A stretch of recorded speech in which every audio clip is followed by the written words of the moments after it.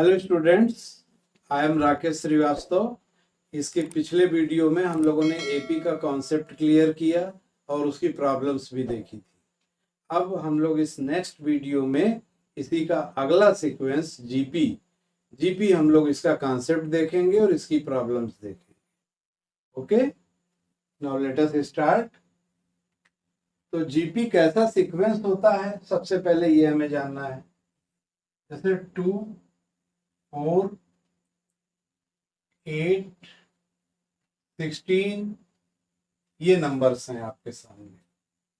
अब इसमें common difference नहीं मिल रहा है। अगर कॉमन डिफरेंस देखेंगे तो 4 - 2 2, 8 - 4 4, 16 - 8 8, तो ये मल्टीप्लाई हो रहा है।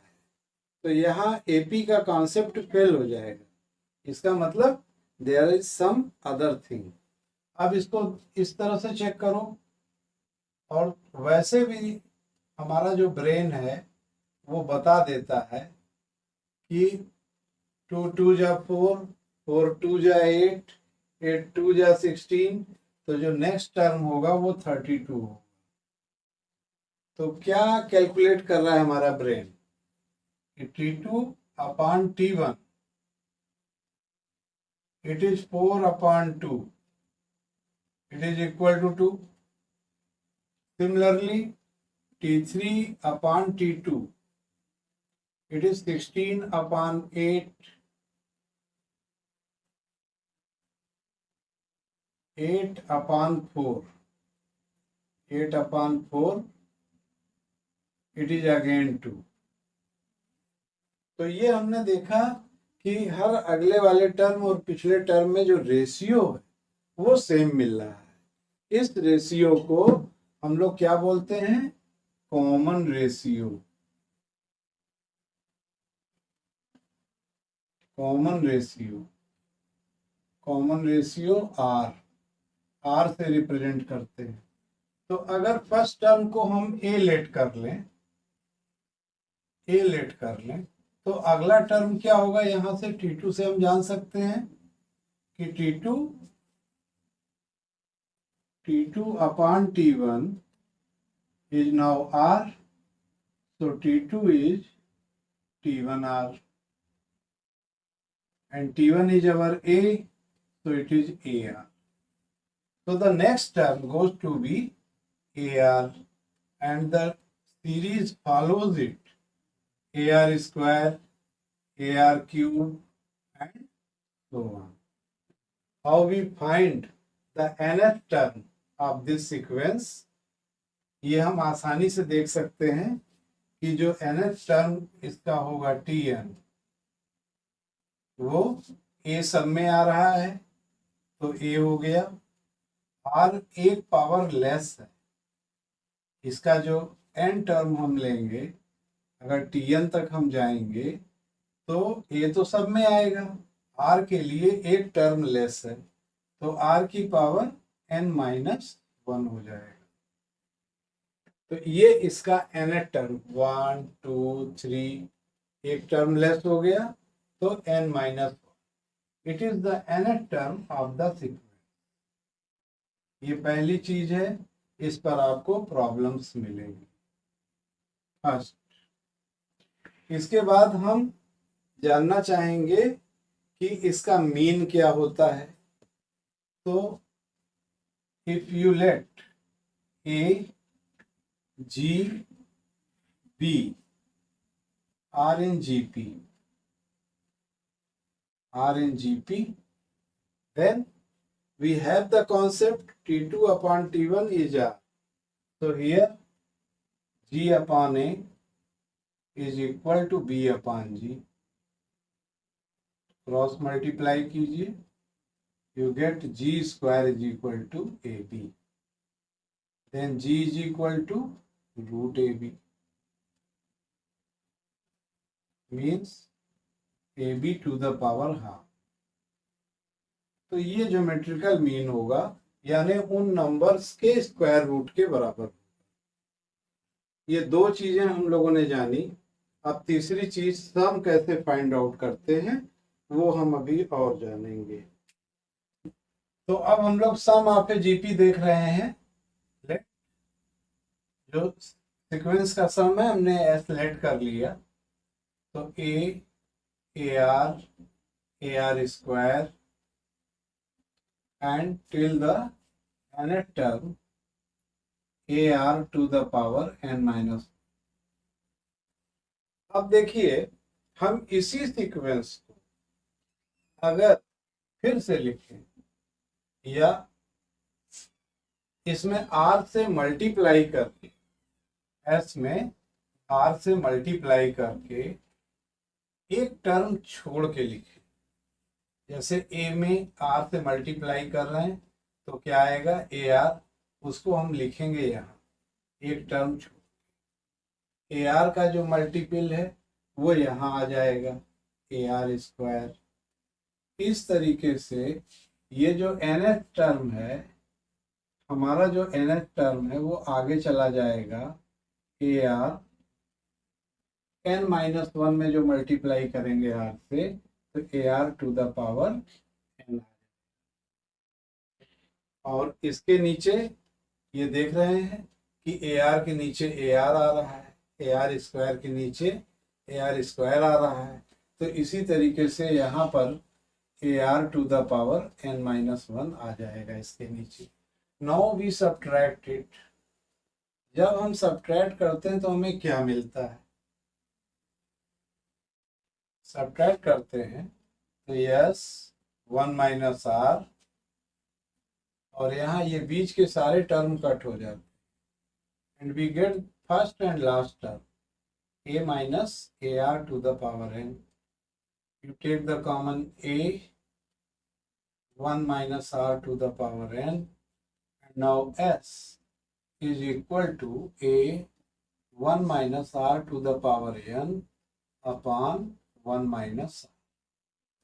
ये सम का सीक्वेंस हो रहा है n टर्म के, जबकि r क्या हो रहा है, एक से लेस है, एक से छोटा है। अगर r एक से बड़ा हो उस कंडीशन में क्या हो जाएगा, उसमें r पावर n इधर आ जाएगा, a r power n minus one upon r minus, ये हो जाएगा। थर्ड कंडीशन है इसकी कि व्हेन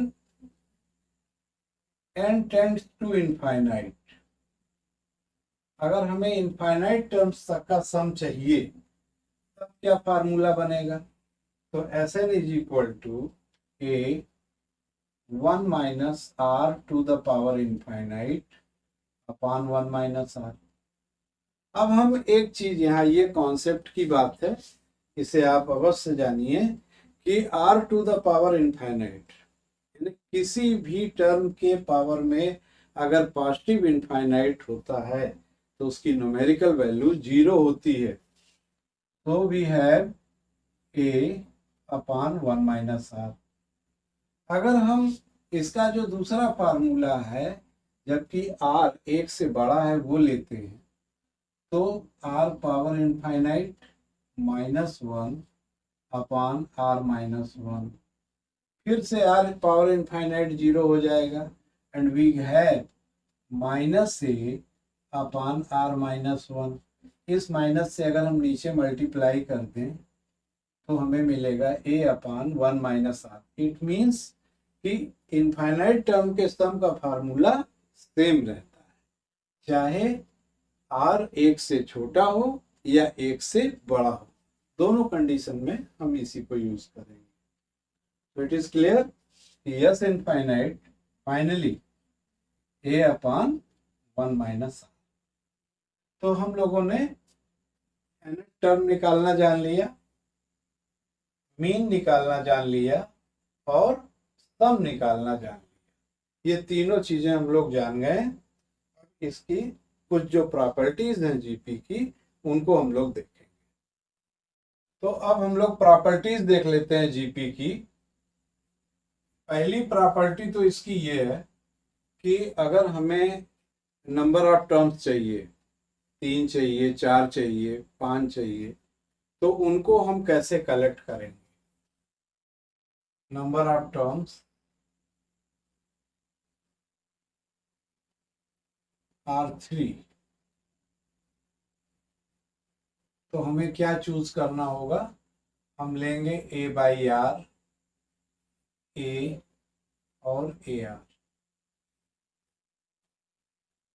इससे फायदा ये होगा कि अगर कहीं हमें मल्टीप्लाई करना होगा इन तीनों टर्म को, तो R शुड बी कैंसिल और हमें A की वैल्यू फाइंड आउट हो जाएगी। तो इस तरीके से हम अपनी जरूरत के अनुसार नंबर ऑफ टर्म्स बना लेंगे, इधर डिवाइड का बना के और उधर मल्टीप्लाई, जिससे R कैंसिल हो जाए। इसके बाद दूसरी प्रॉपर्टी है, वो काफी इंपॉर्टेंट है, लेकिन उसका एप्लीकेशन अच्छे क्वेश्चंस में होता है। Let if there are n means G1, G2, G3 and Gn, or n means are inserted between two numbers, यानी दो नंबर के बीच में n ज्योमेट्रिकल मीन हम अगर इंसर्ट करते हैं, then the product of GIs means G1, G2 till the Gn, ये क्या होता है? ये इनके नंबर्स का AB जो नंबर्स हैं उनका ज्योमेट्रिकल मीन का nth पावर, ये हमें शो करना है, प्रूव करना है। तो first of all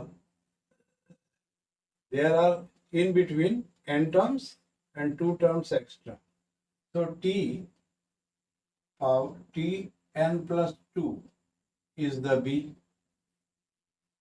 n plus 12th term जो है वो b हो जा रहा है। इसका फार्मूला लिख लें, AR to the power n plus 1 is b, so R power n plus 1 is b by a, and R is equal to b by a whole power 1 upon n plus 1, ये हो जाएगा R। तो G1 क्या हो जाएगा? G1 is nothing but it is the second term of the sequence, so G1 is equal to AR, and we have the R, A, B by A whole to the power 1 upon n plus, ये इस तरीके से हमें G1 मिल रहा है। अब इसको करने के लिए हम थोड़ा सा शॉर्ट चल सकते हैं।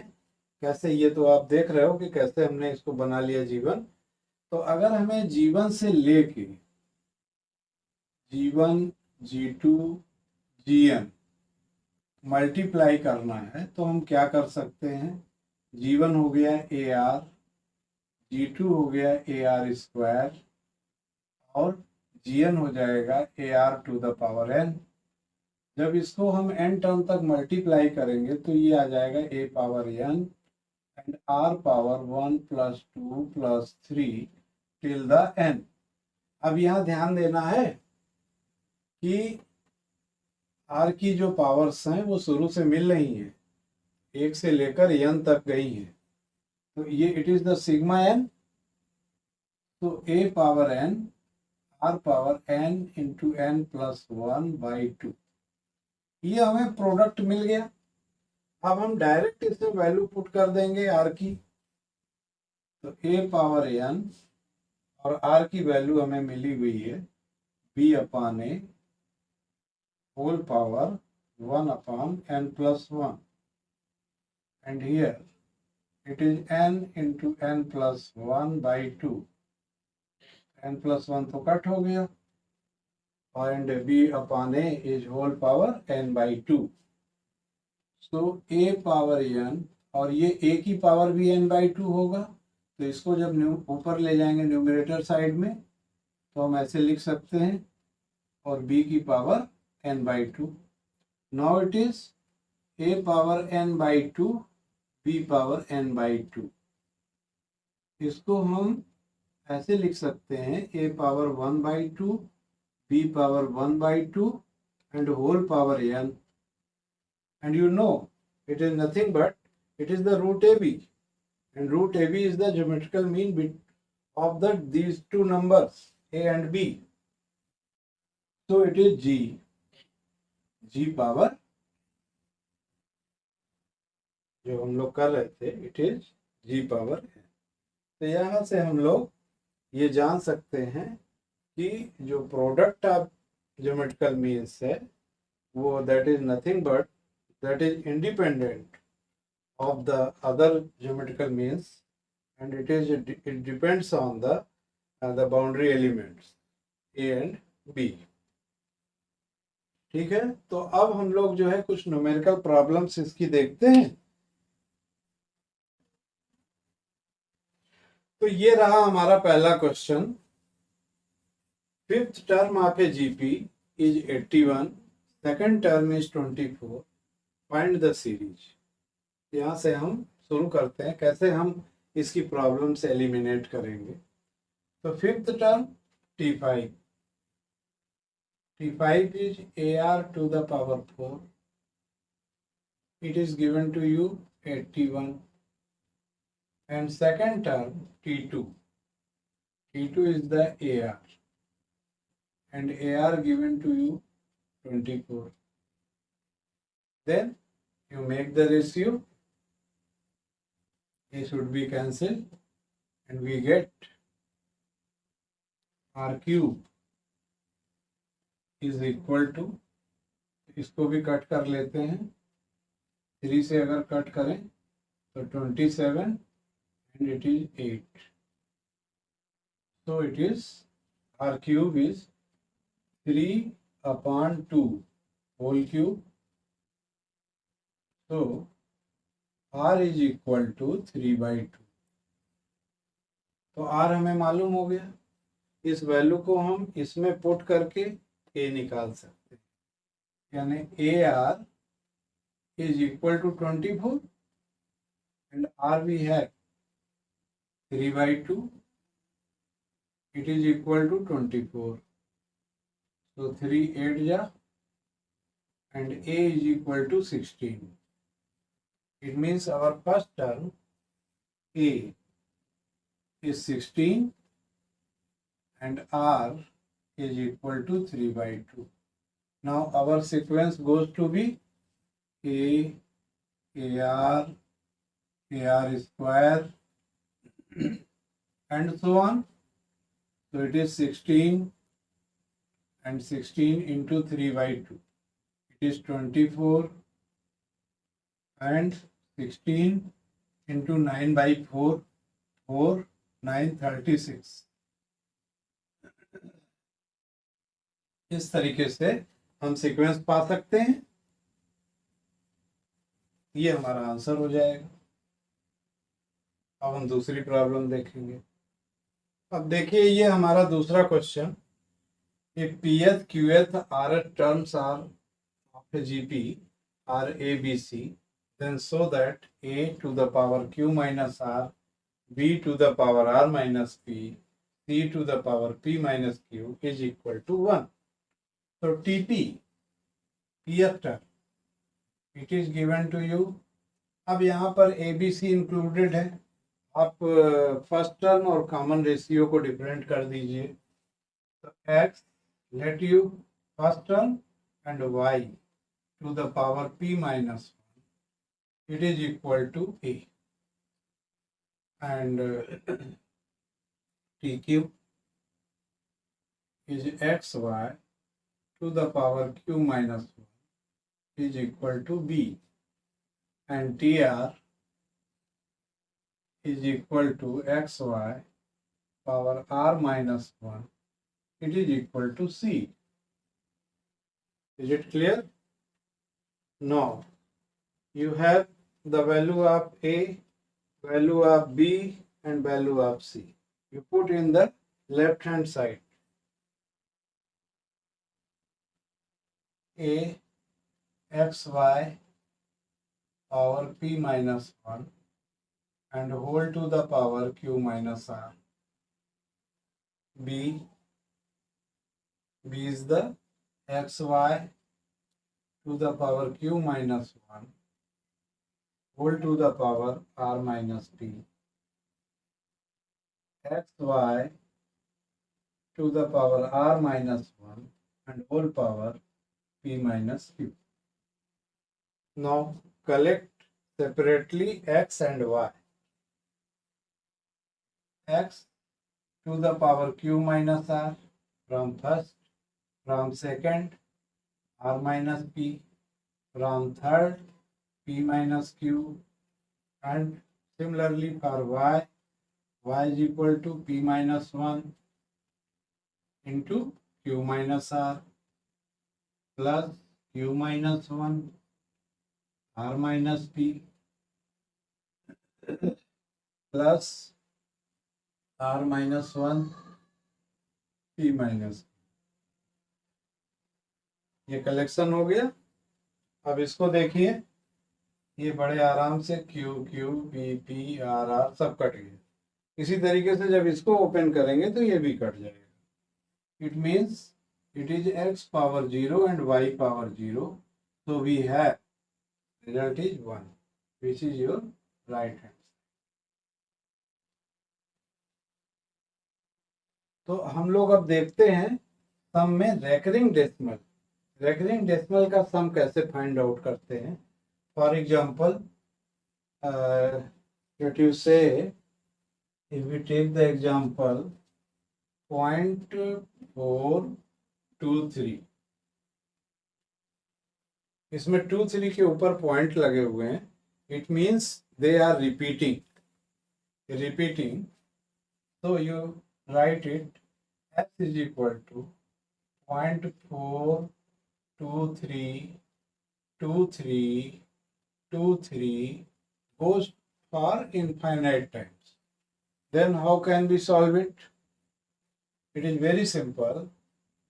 If you multiply it by 10, then 10 years is equal to 4.232323, so on. इसमें 4 को हम सेपरेट कर लें तो 4 plus 0.23 plus 0.0023 and so on, because it goes for infinite terms. So it is 4 plus 23 upon 100 and 23 upon 10,000, and similarly it goes for others. Then 4 को अलग कर लेंगे, ये ऐसा सारे क्वेश्चन में करेंगे। 23/100 अगर हम कॉमन लेना चाहें तो कॉमन भी ले सकते हैं, तो ये 1/100 एंड सो ऑन, ये मिलेगा। तो इनफाइनाइट टर्म है ये 4 प्लस 23 अपॉन 100, और यहाँ फार्मूला लगा देंगे a अपॉन 1 माइनस आर। तो a तो हो गया 1 और 1 minus R, R is ever now 1 upon 100, so it becomes 99/100, 100 goes on numerator, so it is 4 plus 23 upon 100 into 100 upon 99, 100 ये कट हो गया, and we have 4 9 जा 36, 4 9 जा 36, 339, 396 plus 23 upon 99, इसको ऐड कर लें, it is 9 11 4 419 upon 99. So this sum is for the right hand side and it is equal to the 10s. So for s how much? s क्या हो जाएगा? s is equal to 10 से और divide कर देंगे तो 419 upon 990. It is the sum for this recurring decimal. ये answer हो जाएगा। इस तरीके से हम रेकरिंग डेसिमल की प्रॉब्लम्स सॉल्व करेंगे। इसके बाद हम अलग से जो सम है n टर्म्स का उनको हम फाइंड आउट करेंगे। तो अब हम देखेंगे कि n टर्म्स का सम कैसे हम फाइंड आउट करते हैं किसी कंपोजिट सीरीज में। तो इसको देखने के लिए यहाँ आप ध्यान से देखिए, तो इसे हम 1 into 1 बना देते हैं क्योंकि इसमें दो सीक्वेंस मिक्स है, 1 2 3 4। तो nth term of the sequence, nth term of sequence, composite sequence is equal to Tn of first sequence into Tn of second sequence. इस तरीके से हम कंपोजिट सीरीज का सीक्वेंस फाइंड आउट करते हैं। तो यहाँ जो फर्स्ट सीक्वेंस जा रही है वो है 1 2 3, इसका nth टर्म ये है, और दूसरा जो सीक्वेंस है वो है 1 a स्क्वायर तो 1, इसका सीक्वेंस है पर nth term a to the power n-1 तक जाएगा ये। तो इन दोनों का अब 1 2 3 का जो nth टर्म होगा वो क्या होगा, n होगा, और 1a स्क्वायर इसका जो nth टर्म होगा वो क्या होगा, a power n-1। It means it is the sequence, it is the nth term for the composite sequence. इसमें हम इसे दो फाइंड आउट करेंगे, एक तो nth टर्म फाइंड आउट करेंगे, दूसरा Tn-1। जब भी हमें n टर्म्स तक सम फाइंड आउट करना होगा तो हम दो टर्म अगर निकाल लें तो बड़े आसानी से हम कर सकते हैं। तो Tn-1 क्या हो जाएगा, n-1 and a to the power n-2. Now our sequence goes to be s is equal to 1 1 2a, और ये इस तरीके से Tn-1 पे आए, n-1 a पावर n-2 और n a पावर n-1। तो इस तरीके से ये हमने n टर्म्स तक के लिए ये निकाल लिया ये सीक्वेंस से। अब हम कैसे सम निकालेंगे, इसमें जो जीपी का r है उससे मल्टीप्लाई करेंगे और एक टर्म लेफ्ट करेंगे, तो s इंटू r, तो r क्या है a, और इसमें मल्टीप्लाई किया तो इट इज 1a।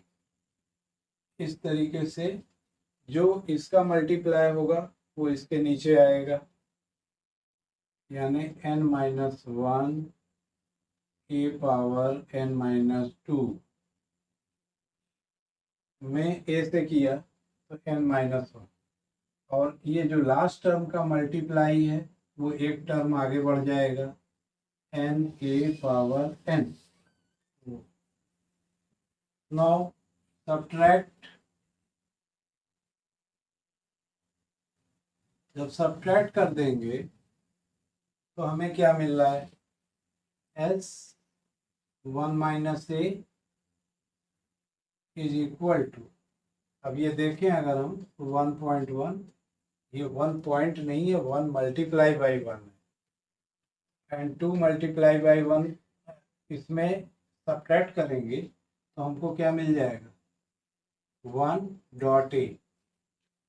सिमिलरली ये जो 1.a का सीक्वेंस है, यहाँ गौर कीजिए, a पावर n-1 कॉमन हो जाएगा, n में से n-1 सब्ट्रैक्ट होगा तो 1 फिर मिलेगा, इसका मतलब ये हमें एक क्लियर कट जीपी मिल जा रही है ए पावर एन माइनस, और ये यहाँ से यहाँ तक, और ये हो गया N A power N, last term minus sign के साथ। अब यहाँ ध्यान दीजिए कि यहाँ से लेकर यहाँ तक टोटल नंबर ऑफ टर्म्स कितने हो गए, यहाँ से यहाँ तक एन है, एक टर्म हमने आगे बढ़ा दिया है, तो टोटल नंबर ऑफ टर्म्स होंगे n प्लस वन।